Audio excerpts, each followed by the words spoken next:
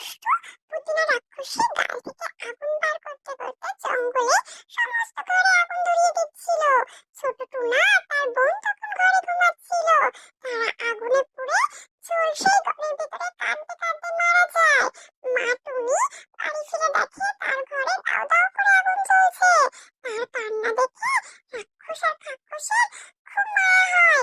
তারা আর থাকতে পারে না। তারা দৌড়ে দৌড়ে এসে টুনিকে বলে, টুনি তুমি কেঁদো না, এক্ষুনি আমরা তোমার বাচ্চাকে বার করার চেষ্টা করছি। এই বলে যখন তারা ছোট্ট ছোট্ট বাচ্চা দুটোকে বার করে, তারা তো মরে পুড়ে সাদা